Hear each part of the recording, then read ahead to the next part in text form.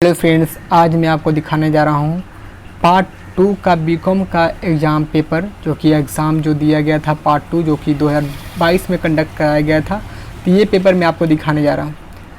Honours यहाँ पे composition है, जो भी ऑनर्स लिए थे बीकॉम में, चाहे कोई भी ऑनर्स आपका हो, बस बीकॉम होना चाहिए। और साथ में आपका ये इंग्लिश होना चाहिए 50 नंबर का कंपोजिशन और हिंदी 50 नंबर का। तो यहाँ पे इंग्लिश का पेपर मैं आपको दिखा रहा हूँ, इसके बाद हिंदी का भी आएगा और ऑनर्स पेपर और भी अकाउंट्स ये सब का भी पेपर का वीडियो आएगा। तो चलिए ज़रूर सब्सक्राइब कर लीजिएगा ताकि आपका कोई भी वीडियो आए तो आप छूट ना पाए, और इस प्लेलिस्ट को फॉलो कीजिएगा। यहाँ पे आपका सारा अपडेट होते रहेगा समय समय पर। तो यहाँ पे हम लोग देखने जा रहे हैं पार्ट 2 का एग्ज़ाम जो कि कंडक्ट कराया था 2022 में, उसका इंग्लिश का पेपर। चलिए हम लोग शुरू करते हैं। तो यहाँ पर आपको देख सकते हैं कि आपको 50 नंबर का ये पेपर है और यहाँ पे टाइमिंग आपको 1.5 घंटा दिया जाएगा इंग्लिश पेपर सॉल्व करने के लिए। तो आप लोग को एक कन्फ्यूजन होगा कि उस दिन इंग्लिश सिर्फ 1.5 घंटा एग्ज़ाम देना है, तो नहीं, यहाँ पर 1.5 घंटा आपको इंग्लिश का पेपर दिया जाएगा। उसके बाद फिर आपका हिंदी का पेपर 1.5 घंटा दिया जाएगा। टोटल मिला के 3 घंटा का आपका एग्ज़ाम चलेगा ही चलेगा। बस आपको 1.5 घंटा समय मिलेगा इंग्लिश के लिए और 1.5 घंटा हिंदी के लिए। आपको ये भी याद रखिएगा कि जब पहला 1.5 घंटा जो होगा उसमें तुरंत पेपर छीन लिया जाएगा, आपका बने या ना बने, फिर 1.5 घंटा के लिए आपको हिंदी के लिए मिलेगा। चलिए यहाँ पे जान लेते हैं। कभी भी क्वेश्चन सॉल्व करने से पहले ये नोट जरूर पढ़िएगा, क्योंकि कितना क्वेश्चन सॉल्व करना है आपको यहीं से मालूम चलेगा। तो यहाँ पे लिखा हुआ है candidates are required to give their answer in their own words as far as practicable. The figures in the margin indicate full marks attempt all question. तो यहाँ पे बता दिया गया है कि सारा क्वेश्चन आपको अटैम्प्ट करना है, और यहाँ पे जितना भी क्वेश्चन है उसके बगल में मार्क्स यहाँ पे दिखा दिया गया कितना नंबर का ये क्वेश्चन है। जैसे कि आप यहाँ पे देख रहे हैं पहला क्वेश्चन का 15 नंबर का मार्क्स है। चलिए यहाँ पे मैं आपको दिखाता हूँ किस तरह का क्वेश्चन आता है। तो आप लोग यहाँ पे देख सकते हैं justify the title of the novel Animal Farm. किस तरह का क्वेश्चन आपको देखने को मिलेगा। तो मैंने यहाँ पे एक और वीडियो बनाना है जिस पे मैं आपको प्लेलिस्ट बना दूँगा कि कौन कौन से गाइड्स आप खरीदिएगा जिससे आपको हेल्प हो जाएगा एग्ज़ाम देने में। तो गाइड्स का भी मैं आपको सजेशन दूँगा आने वाले समय में।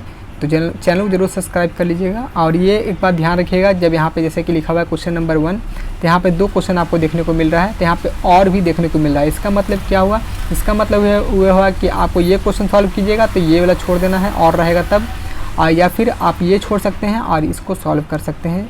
कोई एक सॉल्व करना है और का मतलब यही होता है। अब कोई एक सॉल्व कीजिए, आपका 15 नंबर मिल जाएगा।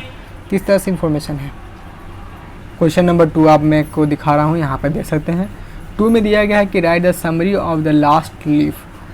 तो यहाँ पे आपको एक चीज़ ज़रूर समझ में आ गया होगा कि यहाँ पे चैप्टर का नाम लिखा हुआ है और उसका आपको समरी बताना है। तो आप लोग उस क्वेश्चन को जरूर पढ़ा होगा, उस चैप्टर को पढ़ा होगा, तो ज़रूर आप लिख लीजिएगा। वैसे नहीं लिखे होंगे तो आपको जो मैं गेस्ट पेपर बताने जाऊँगा उसमें आपको सारा चीज़ पता चल जाएगा। ये भी 15 नंबर का आपका होगा। यहाँ पर और दिया गया है, अगर आपको ये सवाल नहीं आ रहा है तो आप इसको छोड़ दीजिए, आप इसको सॉल्व कर लीजिएगा। What lesson do you get from A.G. Gardiner all about a dog. मतलब कि ऑल अबाउट अ डॉग एक चैप्टर है और उसमें ये लिखा गया है A.G. गार्डिनर को द्वारा। तो इसके बारे में आपको बताना है कि इस लेसन से आप लोग क्या प्राप्त करते हैं।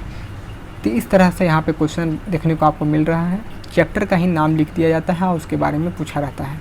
चलिए एक और पेज इसमें ही मैं आपको वो भी दिखाता हूँ।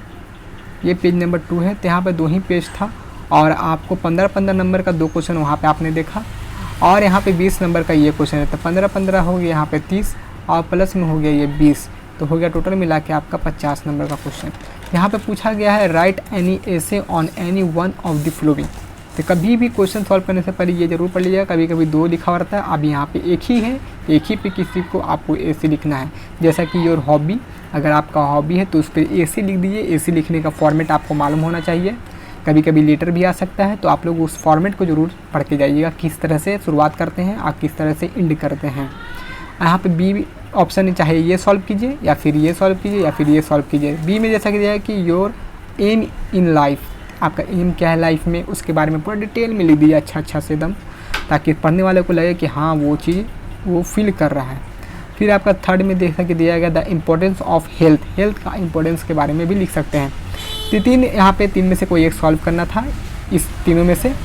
तो हमारे चैनल जरूर सब्सक्राइब कर लीजिएगा। कोई और भी अपडेट आएगा तो मैं आपको वीडियो बना के इन्फॉर्म कर दूंगा।